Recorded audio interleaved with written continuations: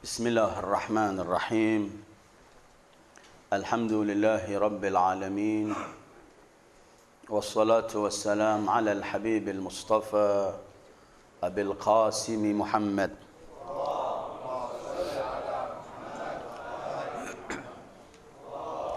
صل على محمد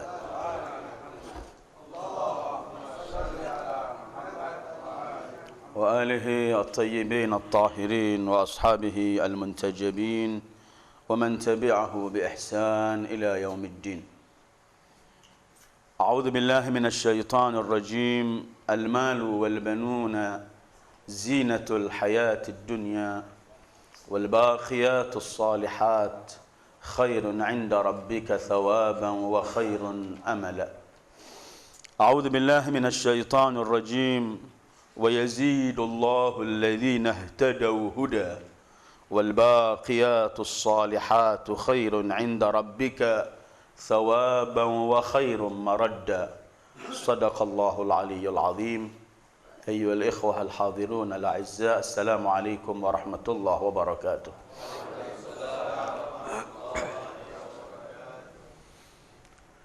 Alhamdulillah, Allah berikan kesempatan lagi pada kita untuk mampu duduk bersama mengkaji ayat-ayat Al-Quran, sabda Rasul sallallahu alaihi wa alihi, mengkaji Islam yang kita anut. Sebagaimana pada pertemuan-pertemuan yang lalu dalam kajian rutin tafsir Al-Quran setiap bulan, kita selalu mencari tema-tema yang berkaitan dengan keseharian kita sebagai bekal menuju kepada Allah. Karena mengkaji Al-Quran bukan seperti mengkaji hal-hal yang lain. Mengkaji Al-Quran, memang Al-Quran ini kalau kita tidak kaji dan tidak kita merenungkan, kita dicelah oleh Allah, bahkan dianggap hati kita tertutup. Afala yatadabbaruna al-Quran am ala qulubin aqfaluha. Tidakkah mereka merenungkan Al-Quran ataukah hati mereka sudah tertutup? Wa na'udzubillah. Tetapi mengkaji Al-Quran saja kemudian berhenti dalam kajian, juga kita mendapatkan celahan dan kutukan yang dahsyat. Karena Sayyidul Wujud sallallahu alaihi wa alihi beliau bersabda, rubba qari'il Quran wa fi riwayah rubba talil Quran wal Quranu yal'anuh. Berapa banyak orang membaca Al-Quran dan Al-Quran melaknatnya yang membaca itu. Karena itu kemudian kajian kita terhadap kandungan Al-Quran adalah selalu kita mencari topik dan tema-tema yang berkaitan dengan keseharian kita. Seperti sebelumnya kita membahas kebaikan dalam Al-Quran dan cara berbuat baik. Kita membahas mungkin infak dalam Al-Quran. Terakhir kita membicarakan ketika kita membicarakan Abi Abdullah Al-Husain alaihi salam berkaitan dengan islah atau perbaikan dalam Al-Quran. Hal-hal itu adalah tujuannya agar kita bisa menjangkau. Kita tidak hanya membicarakan hal-hal yang tinggi yang tidak mampu kita raih. Malam ini saya ingin berhenti sejenak dengan beberapa ayat Al-Quran berkaitan dengan bagaimana cara kita memanage kehidupan kita ini, menjadikan sesuatu yang sederhana, menjadikan sesuatu yang biasa menjadi luar biasa. Bagaimana supaya kehidupan kita dan apa yang kita miliki dalam kehidupan ini tidak pisah dengan kita walau kita setelah wafat, agar tetap kekal bersama kita. Walaupun dunia ini tidak ada yang kekal, sebagaimana nanti ayat-ayatnya akan kita baca, tetapi Allah berikan kita kesempatan dan Allah berikan jalan agar kita jadikan segala sesuatu yang ada pada kita ini kekal. Karena kekal dan kekekalan itu adalah sesuatu yang sering dikejar oleh manusia. Fitrah dan naluri manusia itu ialah dia takut sirna atau binasa. Ia ingin sesuatu yang ia miliki kekal selamanya. Itu merupakan fitrah manusia. Karena itu kalau kita membaca Al-Quran, ketika Allah membicarakan surga dengan bermacam-macam nikmat surga, agar kita rindu pada surga, selalu Allah titipkan salah satu nikmat surga itu ialah khalidina fiha. Orang akan kekal abadi di surga itu. Karena semua kenikmatan yang ada pada kita ini, kita nggak mampu menikmati 100%. Karena selalu kita dibayangi akan berpisah dengan kenikmatan itu. Karena kenikmatan dunia tidak bisa lepas dari dua hal. Ya kita meninggalkan kenikmatan itu, atau kita ditinggalkan oleh kenikmatan itu. Orang yang sehat, bisa dia, orang yang punya harta atau sehat, orang punya harta, bisa dia meninggalkan harta itu. Ketika dia wafat, meninggal, khalas, hartanya bukan menjadi milik dia. Atau dia kaya, punya harta, kemudian menjadi miskin. Artinya, kenikmatan itu meninggalkan dia. Kenikmatan dunia nggak lebih dari itu. Sementara kita ini adalah menginginkan sesuatu itu kekal. Subhanallah, kalau kita mengkaji Al-Quran, tempat training Nabi Allah Adam di kebun itu, di surga itu, ketika di training untuk masuk ke dunia, untuk menghadapi perintah dan larangan Allah, iblis ketika masuk dalam penggodaan manusia, yang laknatullah ala iblis, yang ditawarkan oleh iblis ini ialah sesuatu yang tadi itu. Allah berfirman dalam surat Taha ayat 120, hal adulluka ala syajaratil khuldi wa mulkin la yabla. Maukah anda ku beritahu mengenai pokok keabadian dan kerajaan yang tidak pernah binasa dan sirna, atau kekuasaan, kemilikan yang tidak pernah habis. Lewat pintu ini, karena memang manusia menginginkan sesuatu yang ia miliki itu bagaimana caranya supaya kekal dan abadi. Dan kita hidup di dunia saat ini adalah dunia orang yang selalu memotivasi dan mencari sesuatu yang sederhana, ini diketemukan, ini menjadi terus. Kita juga ingin amal kehidupan kita dan yang kita miliki, kita atur bagaimana supaya tetap akan kekal bersama kita, tidak akan sirna selamanya. Ini yang akan kita kaji malam ini dengan ayat-ayat Al-Quran dan dengan sabda-sabda Sayyidil Wujud Muhammad sallallahu alaihi wa alihi. Mungkin pertemuan yang akan datang, mungkin kita akan membicarakan Sayyidah Zainab dalam peristiwa Arba'in, Al-Imam Ali Zainal Abidin. Tapi malam ini setidaknya yang ingin saya bahas adalah hal-hal semacam ini. Bagaimana cara menjadikan sesuatu yang ada pada kita kekal abadi bersama kita. Ayat yang saya baca tadi ada dua ayat. Pertama dalam surat Al-Kahfi ayat 46. Kedua dalam surat Maryam ayat 76. Saya akan berhenti dengan surat Kahfi. A'udzubillahi minasyaitonir rajim. Al-malu wal banun zinatul hayatid dunya. Wal baqiyatus salihatu khairun 'inda rabbika thawaba wa khairun amala. Ayat ini setidaknya ada dua hal pertama yang akan diberikan pada kita. Ayat itu artinya bahwa harta anak-anak lelaki itu semua merupakan hiasan dunia. Sementara amalan-amalan yang kekal, amalan-amalan baik yang kekal itu di sisi Tuhanmu lebih besar, lebih baik pahalanya, dan lebih baik untuk sesuatu yang kita harapkan dalam kehidupan kita. Kalau dalam surat Maryam, wa yazidullahu alladhina ihtadaw huda, Allah akan menambah petunjuk bagi mereka orang-orang yang sudah diberi petunjuk.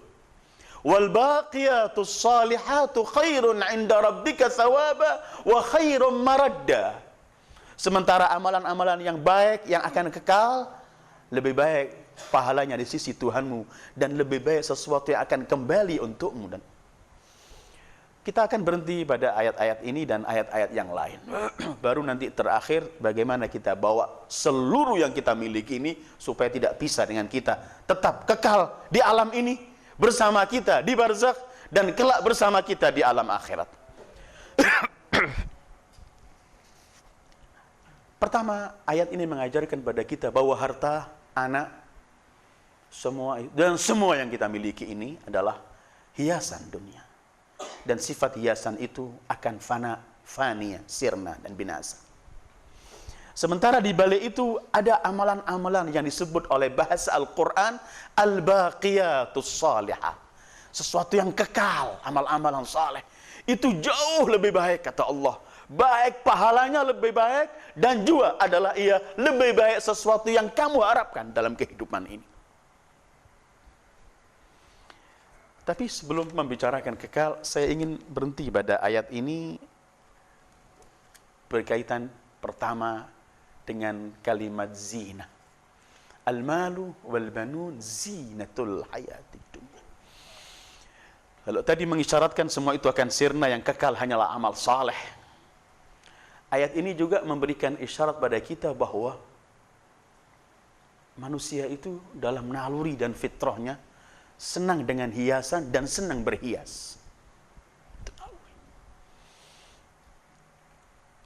Orang yang tidak senang dengan hiasan, keindahan, dan senang berhias agar tampil indah, orang yang sudah mulai bertolak belakang dengan naluri aslinya. Orang mau sesuatu ini nggak cukup ada, tapi sesuatu ada yang indah di hadapan dia. Karena itu Allah menciptakan segala ciptaannya ini indah dan dihias oleh Allah. Dan berhias dan senang dengan hiasan itu tidak dilarang oleh Al-Quran. Diizinkan. Sehingga dalam surat Al-A'raf ayat 32 Allah berfirman, "Qul man harrama zinatallah allati akhraja li'ibadihi wat-thayyibat minar rizq." Katakan, wahai pribadi mulia Sayyidul Wujud Muhammad sallallahu alaihi wa alihi, siapakah gerangan yang mengharamkan hiasan Allah yang Allah keluarkan untuk hamba-hambanya dan rizki-rizki yang baik ini diberikan? Qul hiya lil ladzina amanu fil hayatid dunya. Itu katakanlah untuk mereka, orang-orang yang beriman di dunia. Dan akhir ayatnya, untuk akhirat hanya milik mereka. Bahkan lebih jauh dari itu, dalam surat Ali Imran ayat 14, Allah merinci ada hiasan yang digemari oleh manusia dalam kehidupan ini, dan gak mau pisah dengan itu, naluri. Allah berfirman, "Zuyyina lin-nas hubbus syahawat minan nisa wal banin wal qanatiril muqantarati minadh dhahabi wal fiddah wal khailil musawwamati wal an'ami wal harth. Dzalika mata'ul hayatid dunya wallahu 'indahu husnul ma'ab." Telah menjadi dihias oleh Allah, dijadikan suatu hiasan untuk kesenangan manusia ini dalam apa? Dalam wanita, anak, harta yang berlimpah ruah dari emas atau perak dan perak. Al-khailil musawwamah, kuda yang indah, artinya kendaraan yang indah. Kemudian wal an'am, ternak, wal harth, ladang dan sawah. Semua ini Allah telah hiasi untuk manusia sesuai dengan keinginan dan syahwatnya. Allah haramkan? Tidak.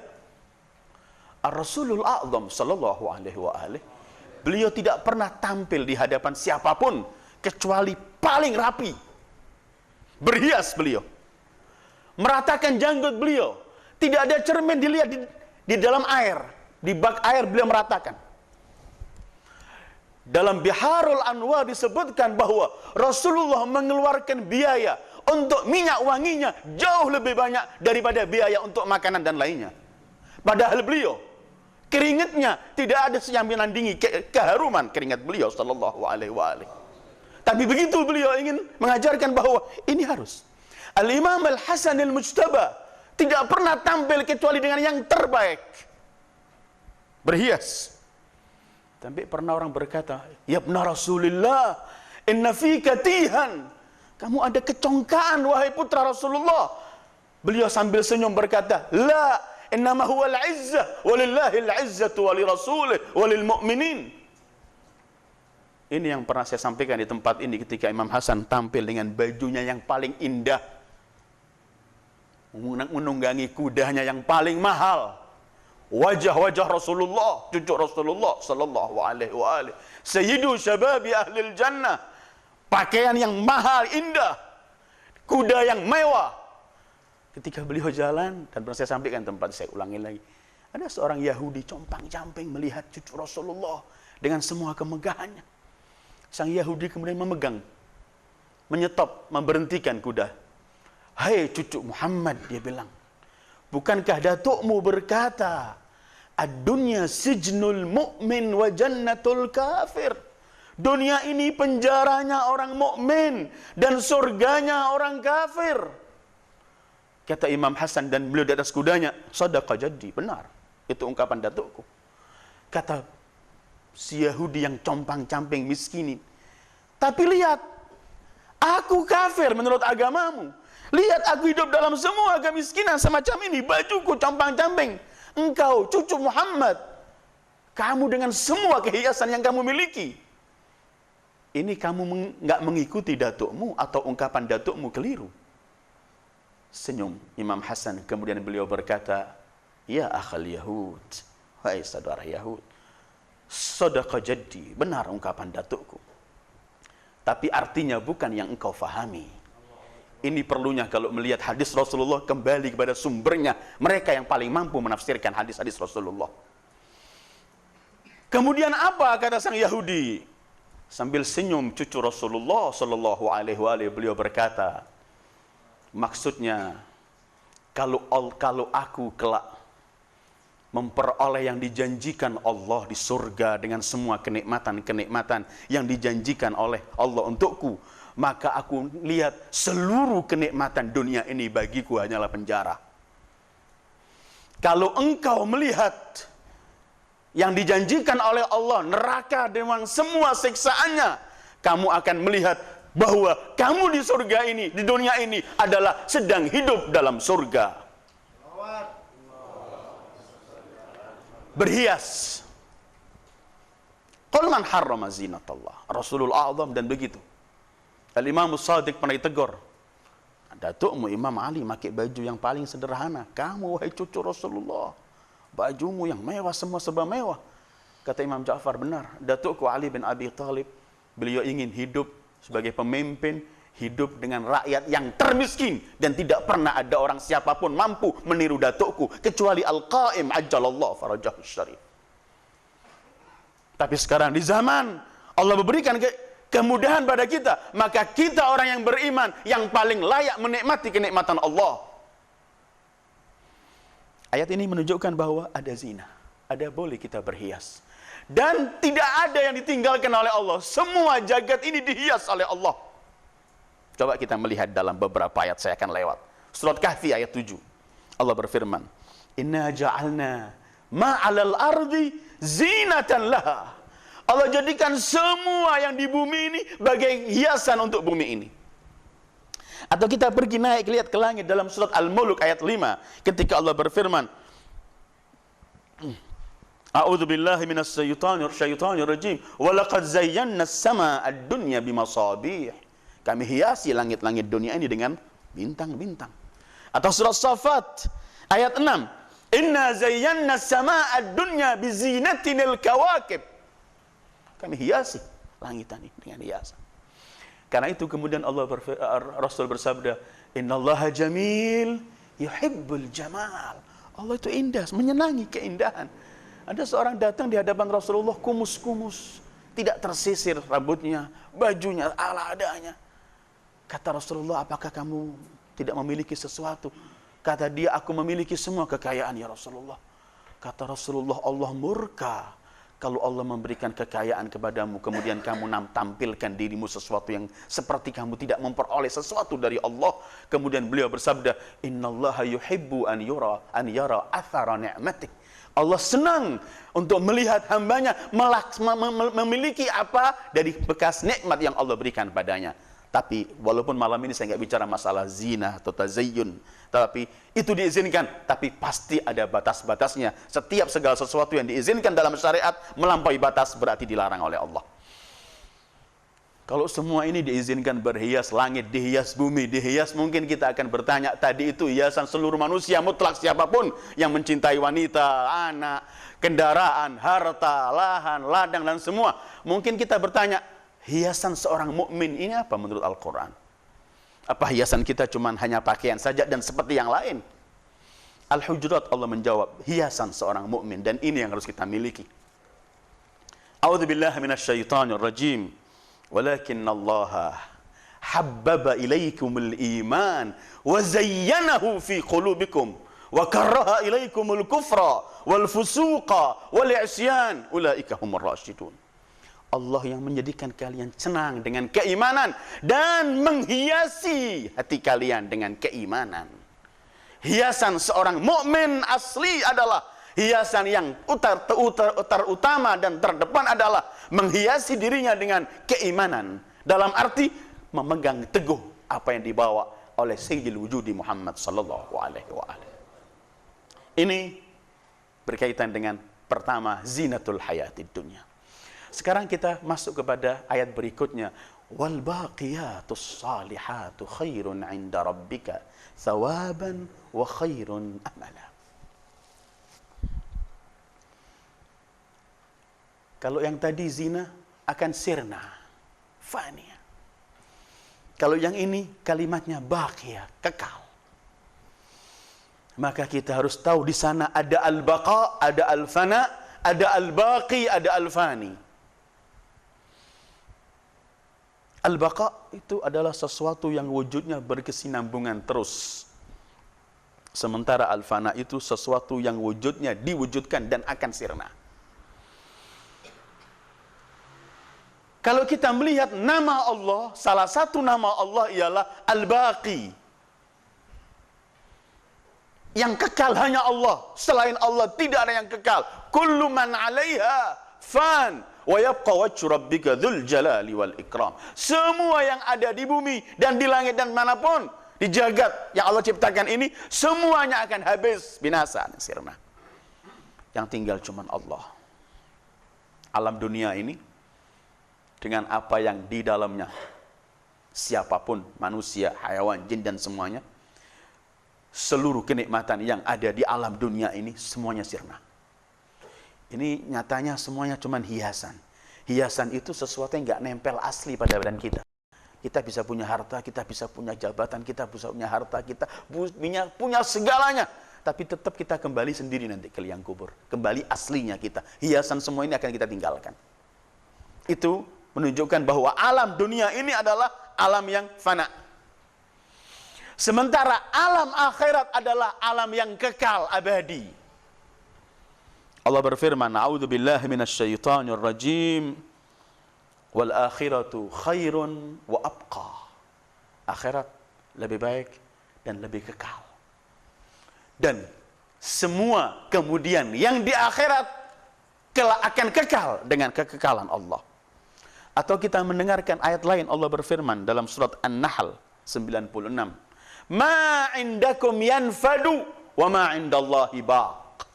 Apa saja yang ada pada kalian pasti akan habis dan sirna, dan apa yang ada pada Allah akan kekal abadi. Atau kita mendengarkan firman Allah di ayat lain, "Wallahu khairun wa abqa." Allah, sifat Allah kekal abadi. Atau kita mendengarkan ayat lain surah 36, "Wa ma 'indallahi khairun wa abqa lilladzina amanu." Dan apa yang ada di sisi Allah akan lebih baik dan lebih kekal bagi mereka orang-orang yang beriman. Sekarang saya akan kembali pada ayat yang 46 Kahfi tadi. Kita kembali ke ayat itu untuk kita fahami bahwa ternyata semua yang kita miliki ini tidak pernah kekal. Kalau sudah nggak pernah kekal, maka kita jangan terlalu habiskan umur untuk sesuatu yang nggak kekal. Kita nggak dilarang oleh Allah, diizinkan untuk memiliki semuanya. Tapi kita diperintahkan hendaklah kita memiliki sesuatu dengan sadar bahwa yang kita miliki semuanya akan kita habis. Jadi kalau di hadapan saya ada sekuntum bunga sebagai hiasan di meja ini, nggak perlu saya lupakan tugas-tugas saya yang lain di luar. Saya sibuk ngurusi bunga ini karena ini cuma hiasan. Hari ini masih punya, ada harumnya, baunya, warnanya masih indah. Besok, lusa, layu, habis baunya. Apa saya nggak boleh menggunakan ini? Apa nggak boleh saya menyediakan ini? Apa nggak boleh saya menghargai ini? Boleh. Tapi ada batas waktu, jangan sampai seluruh waktu kita habiskan untuk sesuatu yang bakal sirna dan hina itu. Ini menunjukkan bahwa mencintai harta, mencintai jabatan, pujian orang, anak, istri, dan semua kita miliki, itu diizinkan oleh Allah dan tidak dilarang. Tetapi yang dilarang itu ialah kita mencintai ini, lupa tujuan kita yang sebenarnya. Kita habiskan dalam urusan hiasan, sehingga kita lupa asal tujuan dan taklif yang ada pada kita. Sementara, belum saya membicarakan apa saja baqiyat, dan kemudian cara kita memanage supaya kita semua baqiyat. Sementara, yang disebut oleh Allah harta, anak, istri, semua itu merupakan hiasan. Kalau kita melihat dalam ayat-ayat lain, hiasan yang memang kita diizinkan untuk berhias dengannya, dan juga meluangkan waktu untuk memupuknya dan melakukan sesuatu untuknya.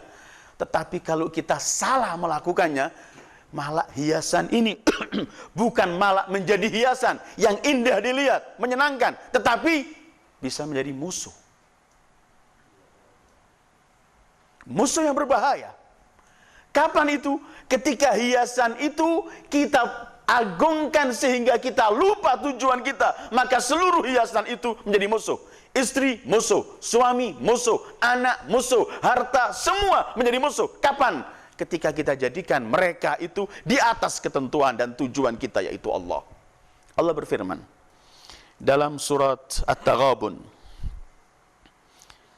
A'udzubillahi minasyaitonir rajim. Ya ayyuhalladzina amanu inna min azwajikum wa auladikum aduwan lakum fahdhar.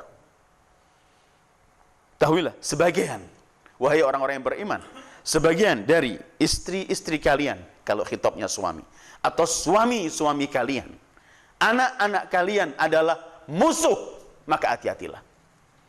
Tadinya merupakan hiasan, sekarang berubah menjadi musuh. Kapan? Ketika kita luangkan hiasan ini, kita lupakan tujuan yang semestinya, yaitu Allah. Kita diajak untuk maksiat karena kecintaan kita pada hiasan itu, istri, anak, atau suami, atau semua kejabatan. Kita iyakan, kita korbankan hukum Allah demi untuk menjaga hiasan ini. Maka hiasan itu menjadi musuh. Aduan lakum, kata Al-Quran. Fahdharuhum. Atau kita menemukan ayat lain. Wa'lamu annama amwalukum wa auladakum fitnah. Cobaan. Yang tadinya hiasan menjadi cobaan, imtihan dan ikhtibar. Fitnah itu. Dalam fitnah ini ada yang sukses dan ada yang gagal. Ketika hiasan berubah menjadi musuh. Bahkan lebih dari itu. Allah telah memberi stempel orang yang rugi. Orang rugi itu yang bukan cuma nggak dapat keuntungan, tapi modalnya juga habis semuanya, bangkrut. Dalam surat Al-Munafiqun ayat 9, Allah memberikan kepada kita contoh dan sifat orang yang ulaika humul khasirun, benar-benar rugi. Siapa mereka itu? Inilah Allah berfirman, A'udzubillahi minasyaitonir rajim. Ya ayyuhalladzina amanu la tulhikum amwalukum wala auladukum an dzikrillah wa man yaf'al dzalika fa ulaika humul khasirun. Hai orang-orang yang beriman, jangan sampai harta-harta kalian, anak-anak kalian melupakan kalian dari zikir kepada Allah. Artinya zikir apa? Bukan cuma sekedar ungkapan dengan lisan. Zikir, ingat Allah dalam bentuk perintah dan larangan Allah. Wahai orang-orang yang beriman, jangan sampai anak-anak kalian atau harta-harta kalian melupakan kalian dari Allah. Dan siapa yang memiliki itu, melaksanakan itu, maka itulah orang-orang yang rugi. Faulaika humul khasirun. Allah berikan kesempatan, harta yang ia miliki, anak yang Allah berikan, dan semua ini jabatan, semestinya ia gunakan semua ini untuk mengabdi kepada pemberi nikmat, tetapi menjadikan semua hiasan ini melupakan dia kepada Allah, maka ini orang yang paling rugi, kata Allah. Karena apa ruginya? Karena yang dimiliki ternyata terbatas, nggak langgeng sampai terus, maka rugi. Yang dimiliki harta, anak, jabatan, kedudukan, dan semuanya terbatas dengan kehidupan dia yang sempit. Kehidupan dia yang cuma beberapa saat di dunia ini. Dia habiskan untuk ini, rugi. Karena semestinya semua yang Allah berikan itu menjadi modal untuk dia jadikan semua kekal bersama dia sampai ke alam sana. tapi dia nggak gunakan, maka itu Allah stempel faulaika humul khasirun, mereka orang-orang yang rugi. Karena itu kalau zaman dulu jahiliyah orang cuman bangga-banggaan dengan harta dan anak, pengikut. Ana aktsaru minka malan wa a'azzu walada. Mereka menganggap yang punya harta nanti di akhirat kalau ada kiamat, ya saya juga kaya punya harta. Yang punya banyak pendorong, pengikut, anak dan semuanya nanti di hari kiamat pun begitu. Ana a'azzu minka, itu ungkapan. Ana aktsaru minka malan wa a'azzu. Tapi Al-Qur'an menolak ini. Coba lihat Saba ayat 37. A'udzu billahi minasyaitonir rajim. Wa ma amwalukum wala auladukum billati tuqarribukum 'indana zulfa illa man amana wa 'amila shalihan faulaika lahum jazaa'udz dha'f bima 'amilu wa hum fil ghurafati aminun. Bukan harta-harta kalian, bukan anak-anak kalian yang mendekatkan kalian kepada kami Allah. Bukan. Ini cuma hiasan. Ini cuma fitnah, cobaan dan ujian. Ini bisa menyampaikan kita kepada baqiyat kekal atau menjadi musuh. Bukan anak-anak, bukan harta-harta kalian, bukan anak-anak kalian yang mampu mendekatkan kalian kepada kami. Kecuali mereka orang-orang yang beriman dan beramal saleh. Mereka lah yang kelak akan mendapatkan pahala berlipat-lipat hasil dari apa yang mereka lakukan, dan kelak mereka di tempat surga-surga mereka yang tinggi dalam posisi dan keadaan aman dan selamat. Dari ayat-ayat ini kita bisa menemukan bahwa ada zina, hiasan yang Allah izinkan kita untuk menikmati. Tetapi tidaklah kita sadar bahwa hiasan itu hukumnya ada masanya, ada waktunya. Dan apabila kita nggak memanage yang sebenarnya, dia habis begitu saja. Bahkan bisa-bisa menjadi orang yang paling rugi. Rasulullah pernah menggambarkan orang yang paling rugi itu orang kaya, tapi nggak punya invest di akhirat. Dia mati, ditinggalkan ke ahli warisnya. Kalau ahli warisnya itu menggunakannya untuk hal-hal yang keji, yang jelek, dia tersiksa. Karena semua itu berkat dari harta yang ia cari. Kalau kemudian hartanya itu dia bagikan milik ahli waris, kemudian ahli warisnya menggunakan hartanya untuk jalan Allah, dia melihat ahli warisnya menikmati semua harta itu, sementara dia nggak mendapatkan sesuatu, wa na'udzubillah, orang yang paling rugi. Ini ayat-ayat yang baru kita baca menunjukkan kepada kita bahwa ada hal dalam kehidupan kita ini yang tidak langgeng. Maka pertanyaan berikutnya, apa yang kekal abadi itu? Jawabannya adalah al-baqiyatus salihat. Apa al-baqiyatus salihat itu? Al-baqiyatus salihat ini mutlak. Akidah, fikrah, pemikiran, amal perbuatan, segala sesuatu yang kita lakukan sesuai dengan jalur dan rel yang ditentukan oleh Allah, kita melakukannya dan punya kesan dalam kehidupan kita dan masih memiliki kesan setelah wafat kita, itu namanya baqiyatus shalihat. Kekal. Apabila kita mengenal ini, maka hendaklah kita menjadi orang yang cerdas. Bagaimana supaya kita menjadi orang yang cerdas?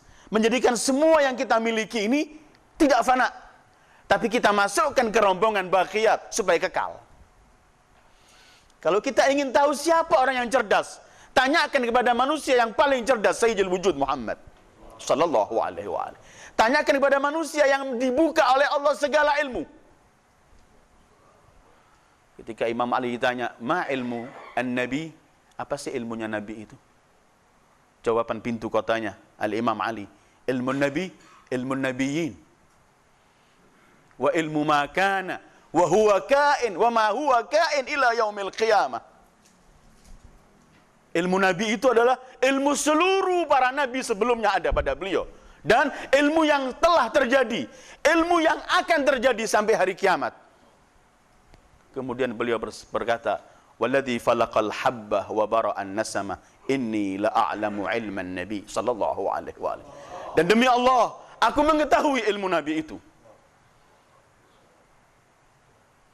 Kalau kita baca Al-Quran, Allah mensifati Rasul ketika Allah mengutus Rasul ini, walladzi ba'atha fil ummiyina rasula. Ada 2-3 ayat semacam itu. Yang mengutus di tengah-tengah orang ummi. Ummi itu buta huruf, nggak bisa baca, nggak bisa nulis. Ummi itu dinisbatkan bangsa Arab dan selain bangsa Arab. Kalau bangsa Yahudi menurut Al-Quran melihat selain mereka ummi, siapapun bangsa di dunia ini. Tetapi ayat ini gak cuma bicara semacam itu. Ayat ini menunjukkan lebih jauh dari itu. Allah ingin menjelaskan bahwa seluruh manusia yang awal sampai manusia akhir siapapun, kalau di hadapan kepada Sayyidil Wujud, dia ummi di hadapan Sayyidil Wujud. Dia buta huruf dan mengetahui sesuatu di hadapan Sayyidil Wujud sallallahu alaihi wa alihi. Tinggal sekarang kita tanya, ya Rasulullah, orang yang cerdas siapa?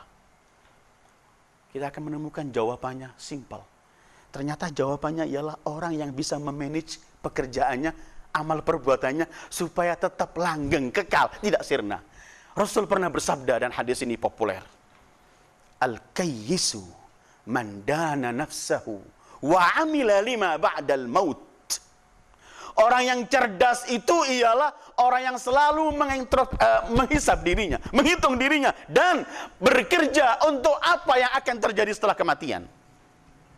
Ini menurut Sayyidil Wujud Muhammad sallallahu alaihi wa alihi. Beliau mengatakan lagi, aqyasul kayyis at-tuqa wa ahmaqul humq al-fujur. Puncak kecerdasan itu adalah ketakwaan, dan puncak kebodohan itu adalah berbuat durjana. Al-Imam Ali ketika mensifati orang mukmin, beliau mengatakan al-mu'min kayyis, al-mu'min al-kayyisul fatin. Mukmin itu orang yang cerdas. Fatin itu juga artinya zaki, cerdas. Bisa membaca situasi. Kemudian bishruhu fi wajhi wa huznuhu fi qalbi, kata Imam Ali. Orang mukmin itu cerdas. Kebahagiaannya, kesenangannya tampak di wajahnya. Tapi urusan sedih cuma ada di hatinya, enggak pernah menampakkan sedih di depan orang. Itu mukmin. Terus apa sifatnya? Zajirun an kulli fanin wa hadhun ala kulli hasan. Dia akan berpaling dari sesuatu yang sirna dan fana. Tapi dia senang melakukan sesuatu yang kekal abadi. Apabila kita melihat definisi cerdas ini, waktunya kita untuk memanage semua yang kita miliki agar tidak habis dengan kehabisan kita. Nggak habis dengan umur kita. Nggak habis dengan waktu kontrak kita yang terbatas ini. Kita semua ada kontrak yang terbatas, nggak bisa kita tinggalkan. Tidak bisa kita tinggalkan, nggak lihat umur, nggak lihat sakit, nggak lihat semua. Sudah apabila datang, datang. Mungkin belum keluar dari rumah ini, apabila datang, datang, selesai. Nggak perlu kita terkejut orang mati mendadak. Yang membuat kita terkejut itu orang yang tahu pasti dia akan mati, tapi nggak mengambil persiapan. Kalau orang mati mendadak biasa, itu pada Allah. Tapi yang paling tidak biasa itu, dia yakin akan mati, dia yakin akan kembali sendirian, tapi nggak mempersiapkan untuk hari itu. Ketika Imam Ali, pintu kota ilmu Rasul, ditanya, mas sa'bu wa mal as'ab. Ya Imam, apa yang sulit dan apa yang lebih sulit? Kata beliau, as-sa'bu huwal qabr, wa as'ab minhu adz-dzahab ilaihi bila zad. Yang sulit itu adalah kuburan. Yang lebih sulit dari kuburan ialah pergi ke kuburan tanpa bekal. Apa bekal kuburan itu?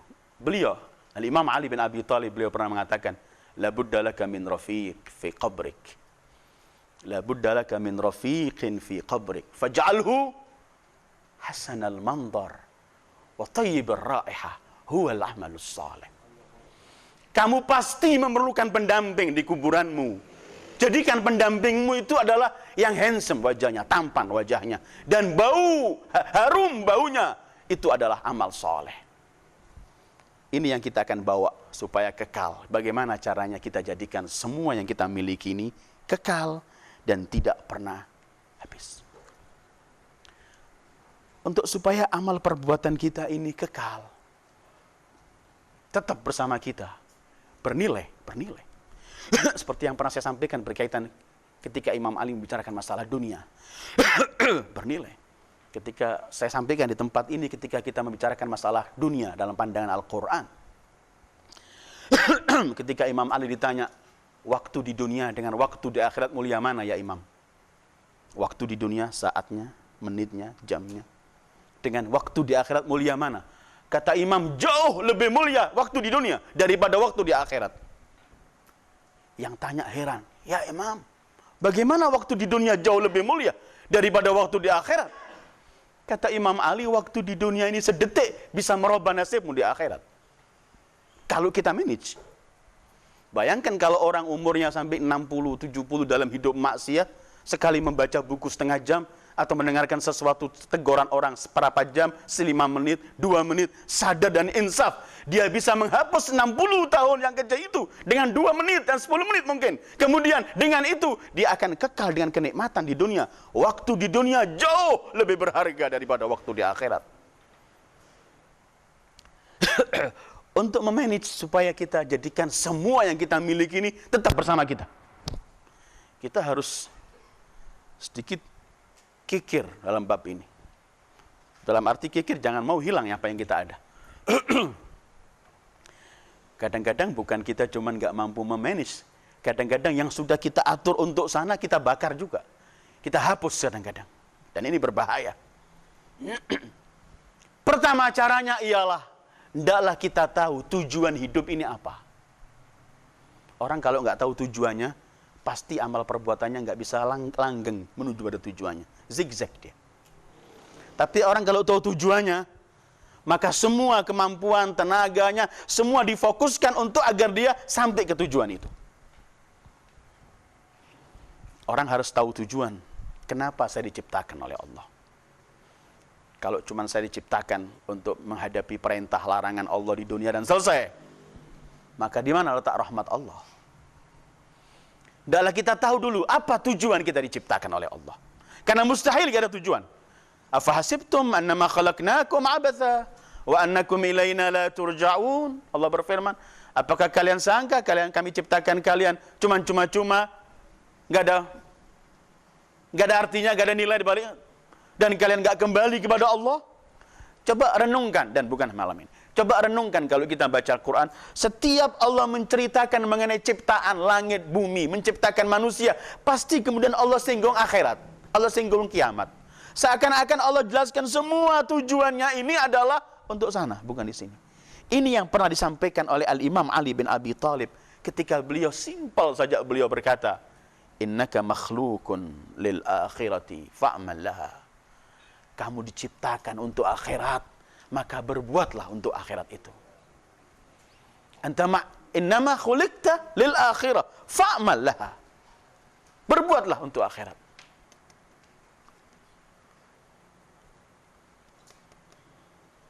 Mafisat.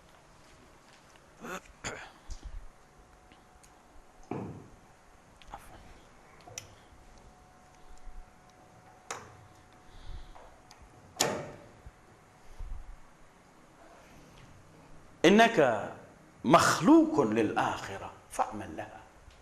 Kamu diciptakan untuk akhirat, maka berbuatlah untuk akhirat itu. Jangan berbuat untuk yang selain akhirat. Mungkin orang bertanya, kalau kita sibuk akhirat terus, berarti kita nggak bisa menikmati dunia ini. Jangan salah faham. Kita tidak dilarang oleh Allah, bahkan diperintahkan untuk memakmurkan dunia ini. Diperintahkan. Tapi Allah, kita ketika berbuat untuk akhirat, bukan berarti kita tinggalkan dunia, tidak. Kita telah bahas berkaitan dengan dunia. Dunia ini justru lahan akhirat. Ad-dunya mazra'atul akhirah. Imam Ali marah kepada orang yang sok mencaci dunia. Kata Imam Ali, apa urusannya? Apa kamu yang menipu dunia atau dunia menipu kamu? Dunia tempatnya para anbiya, dunia tempatnya para aulia, dan kamu nggak bisa ke surga tanpa dunia. Memakmurkan dunia bukan berarti memakmurkan akhirat kita, bukan berarti tinggalkan dunia kita. Selagi kita lakukan semua aktivitas kita di dunia ini dengan tujuan invest ke sana, karena rumah kita di sana. Dalam surat Qasas Allah berfirman, Wabtaghi fima ataka Allah daral akhirah wala tansa nasibaka minad dunya. Jadikan semua yang Allah berikan kepadamu ini tujuannya akhirat, dan kamu jangan lupa bagianmu untuk dunia. Jangan. Rasulullah menolak itu orang yang tidak mau kawin, yang tidak mau tidur malam tahajud saja. Dimarahi Rasulullah. Jangan. Matamu punya hak, tidurlah. Badanmu punya hak, semua kamu punya hak. Berikan hak masing-masing. Tetapi walal akhiratu khairul laka minal ula. Tetapi wal akhiratu khairun wa abqa. Jadi pertama adalah kita tahu tujuan kita, bahwa tujuan Allah ciptakan kita ini, kemudian ada perintah, ada larangan, dan semua ini tujuannya untuk mendapatkan rahmat yang mutlak kelak di akhirat. Kalau rahmat itu 100, di dunia cuma 1, 99-nya ketemu nanti di akhirat. Karena itu wa rahmati wasi'at kulla syai'. Hadis ini pernah saya baca ketika kita membicarakan masalah dunia, ketika Rasul bersabda sallallahu alaihi wa alihi, "Falyatazawwadil 'abdu min dunyahu li akhiratihi." Hendaklah setiap hamba mengambil bekal dari dunianya untuk akhiratnya. Kemudian wa min hatihi li mautih, mengambil bekal dari kehidupannya untuk kematiannya. Wa min syababihi li haramih, masa mudanya untuk masa tuanya. Kemudian akhir sabda beliau sallallahu alaihi wa alihi, fa innad dunya khuliqat lakum wa antum khuliqtum lil akhirah. Dunia diciptakan untuk kalian, kata Rasulullah, tapi kalian diciptakan untuk akhirat. Kali kita ini akan mendapat jamuan dahsyat di akhirat. Persiapannya di sini. Satu kemuliaan untuk manusia, khususnya ketika Allah berfirman bahwa khalaqtul asya li ajlik. Wahai anak Adam, aku ciptakan segala sesuatu untukmu, tetapi wa khalaqtuka li ajli, aku ciptakan engkau hanya untukku. Tahu tujuan, baru orang. Kalau begitu, hendaklah, ini pertanyaan, ini netija yang ingin saya buat. Hendaklah semua yang kita miliki di dunia ini, kesehatan, harta, jabatan, anak, apa saja yang kita miliki, hendaklah kita jadikan pelantara menuju ke akhirat, supaya semua yang kita miliki kekal, tidak pernah habis. Punya harta, kita gunakan harta di dunia ini, kita nikmati harta yang Allah berikan, tapi tetap kita jadikan semua yang kita lakukan ada kaitannya dengan tujuan kita yang pokok, yaitu akhirat. Sehingga harta ini kita mati pun gak mati, tetap bersama kita. Punya anak, punya istri, punya suami, punya apa saja, semua kita jadikan sesuai dengan tujuan. Kalau enggak, apa mampu? Sangat mampu. Dengarkan Al-Imam Ali bin Abi Thalib. Beliau mengunjungi salah satu kawannya. Ternyata kawannya punya rumah besar, mewah. Saat itu kemudian beliau berkata begini. Salamullahi alaih. Ma kunta tasna'u bisa'ati hadhihi ad-dari fid dunya wa anta ilaiha fil akhirati kunta ahwaju. Apa yang akan kamu perlakukan dengan rumah yang begini luas di dunia ini, sementara kamu lebih memerlukan rumah ini yang luas ini kelak di akhirat? Kamu lebih memerlukan. Tetapi dengarkan Al-Imam Ali bin Abi Thalib, kemudian beliau meneruskan, bala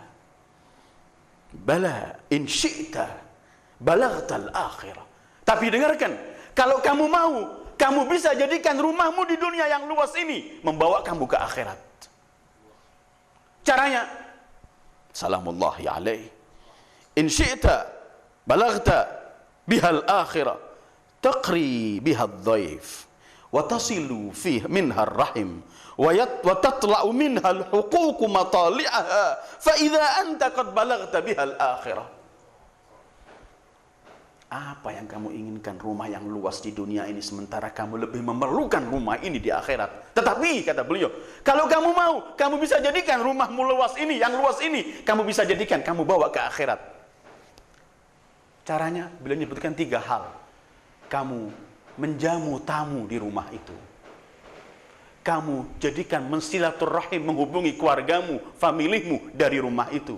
Dan kamu mengeluarkan hak-hak yang diwajibkan oleh Allah dari rumah ini, maka rumah ini bersamamu kelak sampai di akhirat. Artinya, semua yang kita miliki ini bakal kekal kalau kita gunakan apa? Kalau kita tahu tujuan dan kita gunakan untuk melaksanakan, melakukan semua yang diperintahkan oleh Allah. Karena Allah adalah kekal, maka semua perbuatan kita yang kita lakukan untuk yang maha kekal itu akan kekal dengan kekekalan Allah. Karena itu para syuhada Abi Abdillah al-Husain salamullahi alaih, Abu Syuhada, kekal. Karbala terjadi beberapa jam di daerah paling terpencil di Irak, tapi sesukar yang dilakukan karena beliau bangkit untuk Allah, karena Allah menggunakan semua yang diberi ini oleh Allah untuk Allah, maka perbuatan yang hanya beberapa jam di tempat yang paling terpencil itu sudah kekal di dunia ini, apalagi kelak di akhirat. Para syuhada, kita menganggap mereka mati dilarang oleh Al-Quran. Menganggap, gak boleh mati. Karena mereka kekal. Kenapa mereka kekal? Karena mereka menggunakan yang Allah berikan untuk memperjuangkan Allah, maka akan kekal dengan kekekalan Allah. Wala tahsabanna alladhina qutilu fi sabilillahi amwata bal ahya'un 'inda rabbihim yurzaqun. Haura kekal. Dan semua yang kita lakukan, rumah kekal, harta kekal, anak. Dengarkan sabda Rasulullah, semua ungkapan, semua amalan anak Anda akan habis kecuali 3. Di antara 3 itu ialah sedekah jariyah. Dia bangun, dia gali satu sumur untuk satu desa. Itu sumur sepanjang kehidupan tetap akan mengirim pahalanya kepada dia. Kekal. Atau ilmu yang dia ajarkan. Dia ngajarkan seseorang, wahai saudaraku, kalau kamu habis maghrib sama isya, jangan nyalakan TV rumahmu. Bacalah Yasin, bacalah Al-Quran, bacalah apa. Dilakukan. Maka dia mengajarkan orang lain. Terus pahalanya dikirimkan kepada yang mengajarkan pertama. Terus yang melakukan nggak kurang pahalanya. Yang mengajarkan terus. Ilmun yuntafa'u bih. Terus waladun salihun yad'ulah. Jangan jadikan anak kita mati. Jadikan anak kita kekal. Caranya dididik supaya menjadi anak soleh. Karena kalau kita punya anak soleh, kita kekal. Ya, orang boleh berusaha anaknya supaya sukses dalam pendidikannya, meraih pendidikan yang terbaik. Jadi yang nomor 1, silahkan, itu baik. Tapi yang pertama bukan itu. Yang pertama kita minta anak kita soleh. Rabbi habli minas salihin, doa Nabi Allah Ibrahim. Kalau anak kita punya ijazah terdepan, ilmunya terdepan semuanya, tapi nggak soleh, nggak punya nilai, nggak kekal untuk kita. Kalau bisa memang sukses dalam pendidikannya dan soleh memang. Tapi yang terdepan adalah soleh.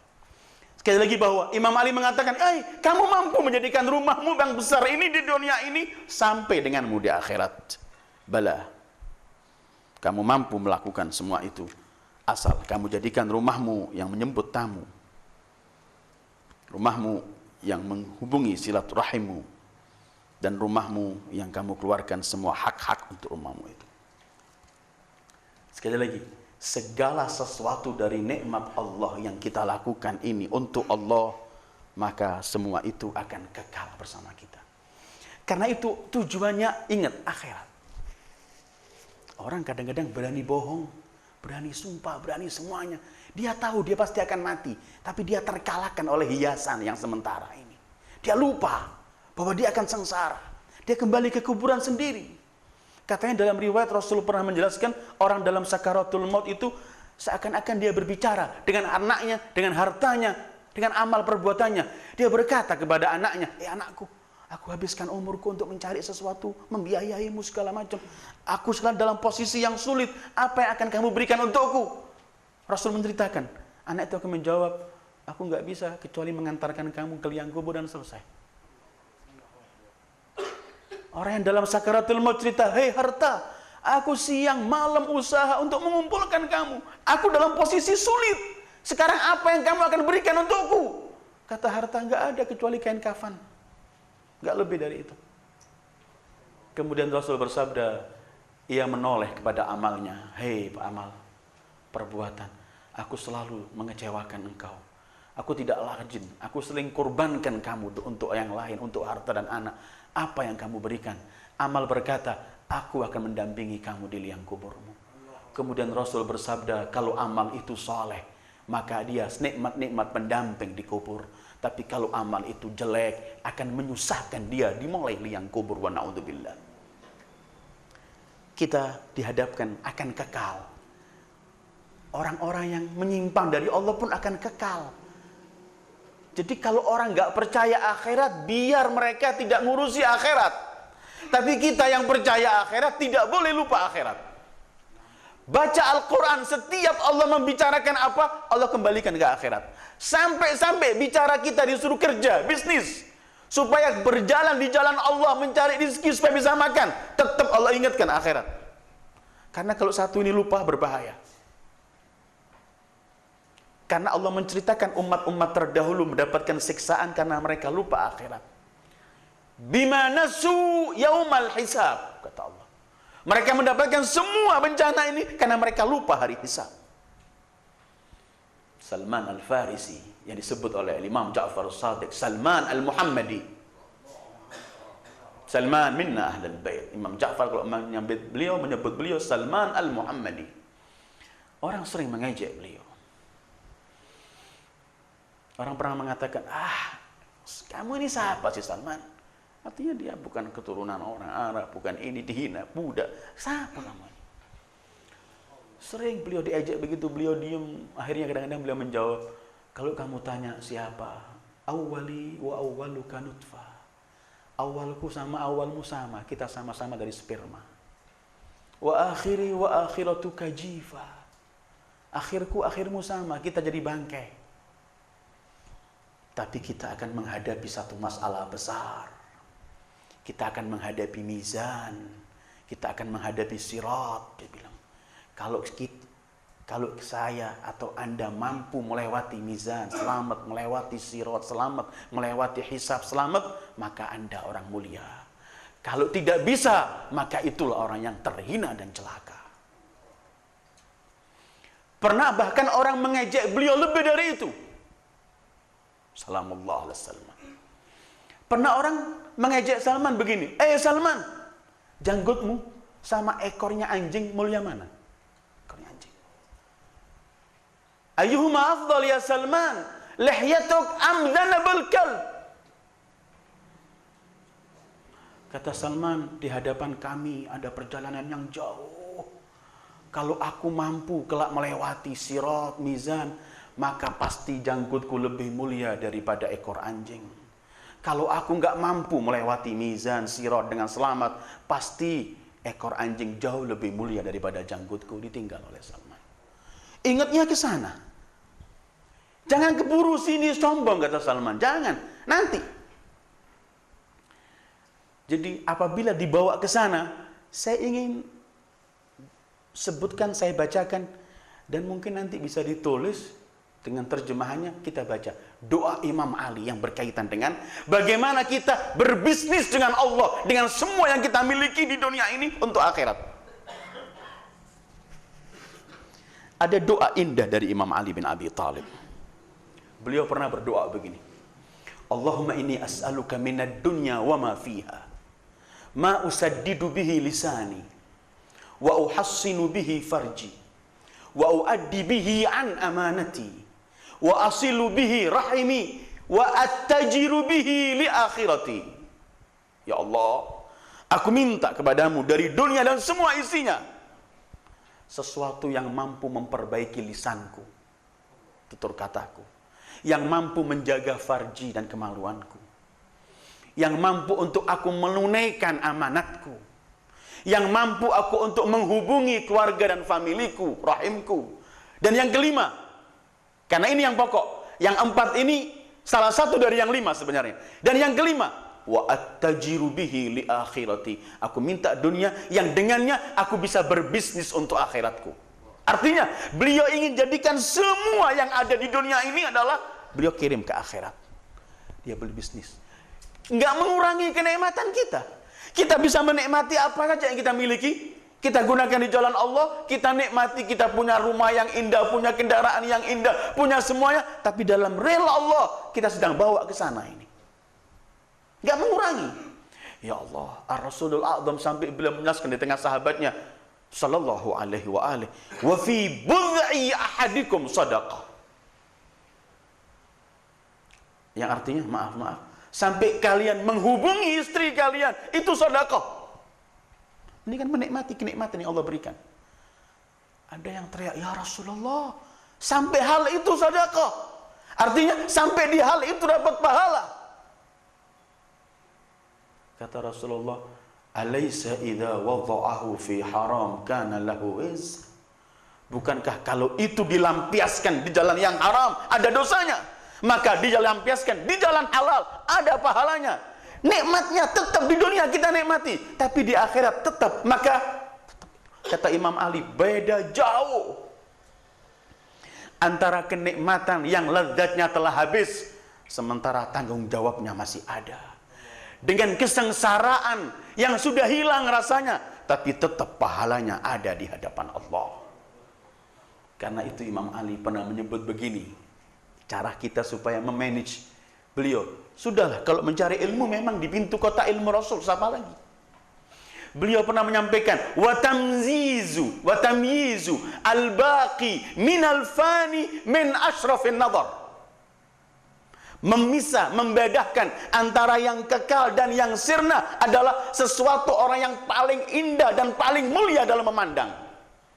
Artinya kita boleh memandang apapun, tapi pemandangan, pemilahan yang terbaik, yang paling mulia adalah bagaimana kita memisahkan mana yang fana dan mana yang baqa, mana yang fani, mana yang fani.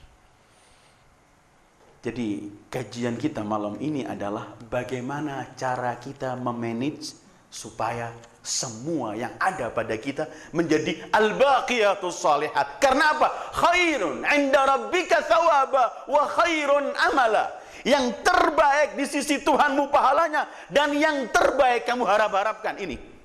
Yang lainnya mengecewakan. Atau khairun 'inda rabbika thawaban wa khairun maradda. Sebaik-baik pahala di sisi Allah Tuhanmu, dan sebaik-baik kalau kamu kembali memperolehnya.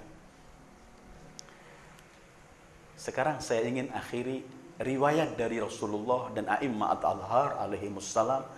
Baqiyatus shalihat itu apa saja? Memang baqiyatus shalihat mutlak semua amal soleh, tapi ada hal-hal tertentu yang diungkapkan yang termasuk kalau Rasulullah bersabda. Ada 4 atau 3 yang saya ingin sebutkan dalam riwayat. Pertama, al-baqiyatus shalihat, amal perbuatan yang kekal adalah hubbu ahlil bait alaihimus salatu wassalam. Mencintai ahlul bait karena merupakan kewajiban. Sebagaimana kita diwajibkan salat, diwajibkan segala, qul la as'alukum alaihi ajra illa al-mawaddata fil qurba. Karena itu al-Imam Ja'farus Shadiq beliau pernah berkata, la tastasghir mawaddatana fa innaha minal baqiyatis shalihat. Kamu jangan menganggap kecil kecintaan kepada kami, karena itu tergolong dari al-baqiyatus shalihat yang akan membawa kekekalan, kebaikan dalam kehidupan kita.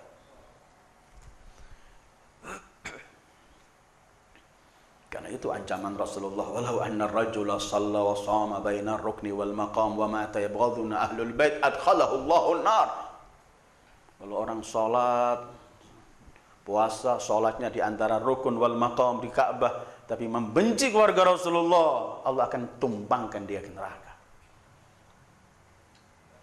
Katanya Fakhrul Razi dalam tafsirnya Mafatihul Ghaib, kalau tidak ada perintah dari Allah, kalau tidak ada perintah untuk mencintai keluarga Rasulullah, maka wajib setiap muslim mencintai keluarga Rasulullah. Karena Rasulullah mencintai keluarganya, maka Rasulullah harus diikuti. Apalagi ada perintah. Katanya Fakhrul Razi dalam tafsirnya Mafatihul Ghaib. Kedua, termasuk al-baqiyatus salihat ialah qiyamul lail, bangun salat malam. Al-Imam As-Shadiq beliau pernah berkata begini. Inna minal baqiyatis salihat al-qiyam bil lail li salatil lail. Termasuk baqiyat salihat, hal-hal yang kekal, kebaikan yang kekal adalah bangun malam untuk salat malam. Al-qiyam bil lail li salatil lail. Ini untuk Rasulullah wajib salat ini. Untuk Rasulullah wajib. Karena yang dihadapi beliau begitu dahsyat di siang hari, bekal beliau yang paling kuat adalah qiyamul lail. Untuk menerima Al-Quran yang disebut oleh Allah tsaqil, nggak ada yang mampu menerima Al-Quran. Ada beberapa ayat bahkan Jibril nggak mampu membawanya. Yang mampu menerima cuma Sayyidul Habib sallallahu alaihi wasallam. Qumil laila illa qalila nisfahu wa winqus minhu qalila aw zid alaihi warattilil qur'ana tartila. Untuk apa semua ini persiapan? Inna sanulqi 'alaika qawlan thaqila.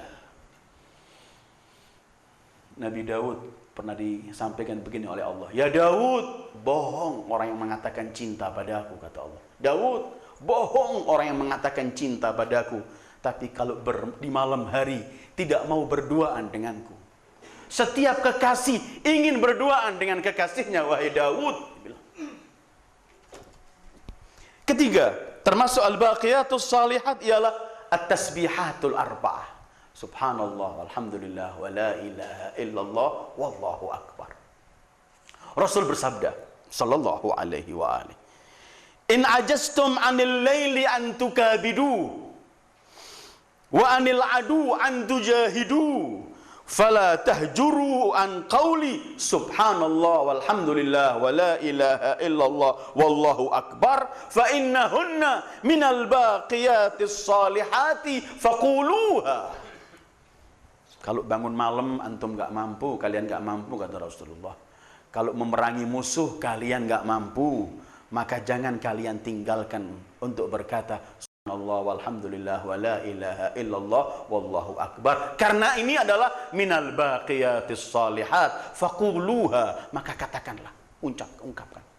Katanya sekali ini seperti surga. Seperti satu pohon di surga. Bahkan riwayat yang disampaikan oleh Sayyidah Fatimah Az-Zahra salamullahi alaih, riwayatnya bahkan sekali seperti haji dan umrah. Pernah saya sampaikan atau belum tempat ini bahwa Sayyidah Fatimah Zahra salamullahi alaiha, Rasulullah ini nggak pernah sehari tanpa mencium Fatimah Zahra, karena beliau cuma di situ mendapatkan bau harum semerbak surganya. Pernah Rasulullah ini masuk ke kamar Siti Fatimah sudah dalam lihafnya, dalam selimutnya mau tidur. Rasulullah masuk sallallahu alaihi wasallam. Kemudian beliau bersabda, ya Fatimah, kamu jangan tidur sebelum kamu menghatamkan Al-Quran. Sebelum kamu jadikan seluruh para nabi memberi syafaat untuk. Jangan tidur sebelum kamu relakan seluruh kaum mukmin dan mukminat di dunia ini. Dan jangan tidur sebelum kamu haji dan umrah. Siti Fatimah duduk di tempat tidurnya.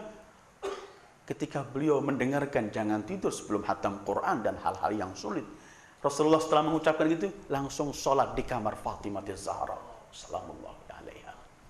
Siti Fatimah menunggu sampai salam Rasulullah. Beliau bersabda, Abah, kamu perintahkan sesuatu yang sulit untuk aku lakukan sebelum tidur, hatam Quran. Sebelum tidur menjadikan para nabi memberi syafaat. Sebelum tidur telah merelakan seluruh kaum mukminin. Sebelum tidur umrah dan haji atau haji dan umrah. Tabassam al-Habib sallallahu alaihi wasallam. Senyum Rasulullah. Kemudian beliau bersabda, Fatimah, bukankah kalau kamu membaca Qul huwallahu ahad 3 kali, kamu seperti hatam Al-Quran? Fatimah, kalau kamu berselawat kepadaku dan para anbiya, maka kami semua diberi wewenang untuk memberi syafaat. Kalau kamu berkata astaghfirullah lil mu'minin wal mu'minat, maka kamu telah merelakan seluruh kaum mukminin. Kalau kamu berkata subhanallah walhamdulillah wa la ilaha illallah wallahu akbar, maka kamu dihitung oleh Allah telah haji dan umrah.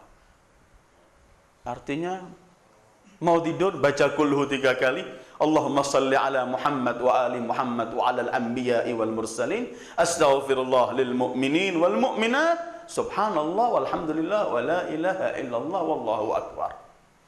Bahkan Rasulullah pernah bersabda hadapan para sahabatnya, beliau bersabda begini, siapa kalian yang mampu mengumpulkan semua yang kalian miliki di dunia ini, entah itu bekakas rumah tangga, entah apa saja, kemudian kalian tumpuk, dan kemudian barang-barang itu sampai ke langit. Para sahabat teriak, enggak ada yang mampu ya Rasulullah. Apa yang kita miliki kalau kita tumpuk sampai di akhir, di langit? Beliau senyum, beliau bersabda, aku beritahu pada kalian. Apa ya Rasulullah? Kalau kalian setelah sholat fardu, bacalah subhanallah walhamdulillah wa la ilaha illallah wallahu akbar 30 kali, maka kalimat ini asasnya di bumi, tapi menjalung tinggi sampai ke langit semua daun dan buahnya. Itu termasuk al-baqiyat as-salihat. Keempat, termasuk al-baqiyat as-salihat sedekah. Ini saya nggak ulangi, sudah kita bicarakan dalam bab infak, bahwa yang kita keluarkan itu milik kita karena kekal, yang belum kita keluarkan belum milik kita. Itu yang disabdakan Rasulullah ketika beliau menyembelih kambing, kemudian berkata kepada istrinya, bagikan kepada orang, dan jangan lupa kawan-kawan Khadijah. Setelah Rasulullah kembali, beliau tanya, gimana tadi? Istrinya mengatakan, habis semua ya Rasulullah, tinggal sedikit aku sisakan untukmu. Kata Rasulullah, yang ini yang ada, yang ini yang habis. Yang sudah kamu keluarkan itu yang sisa. Karena yang sudah dikeluarkan itu pasti milik kita, kekal. Yang ini belum. Sedekah. Allah pernah berfirman dalam hadits qudsinya begini. Fil haditsil qudsi yaqulu ibnu Adam, mali fahal laka illa ma akalta fa afnaita aw labista fa ablaita aw qaddamta fa abqaita. Kata Allah, anak Adam sering teriak-teriak, hartaku, hartaku, hartaku. Apa harta yang kamu miliki? Kata Allah, bukankah harta yang kamu miliki itu yang kamu makan kemudian habis sirna? Bukankah harta itu yang kamu pakai kemudian juga usang pakaian yang kamu pakai? Atau harta itu ialah yang qaddamta, yang kamu sajikan untuk Allah di jalan Allah, fa abqaita, maka itu yang kekal. Al-baqiyatus shalihat. Jadi kalau kita punya 5.000, 2.000 kita kasih orang, 3.000 kita taruh kantong, yang milik kita pasti 2.000. Yang 3.000 di kantong kita belum pasti milik kita. Bisa kita kesandung mati menjadi ahli waris, bisa dirampas orang, bisa maaf-maaf kita belikan makanan, ya nilainya yang keluar dari tempat makanan itu.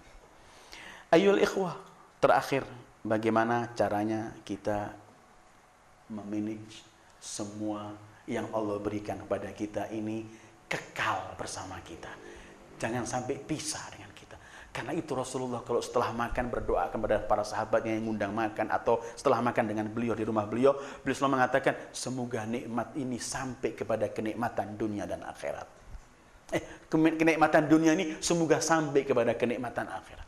Karena semua nikmat yang terputus bukan nikmat. Tapi nikmat yang sebenarnya nikmat itu adalah yang kekal. Dan itulah tugas kita, bagaimana semua yang ada pada kita, kita jadikan kekal selamanya bersama kita, membantu kita di liang kubur, dan kelak membantu kita di akhirat. Wassallallahu ala khairi khalqi Muhammad wa alihi ajma'in. Wassalamualaikum warahmatullahi wabarakatuh.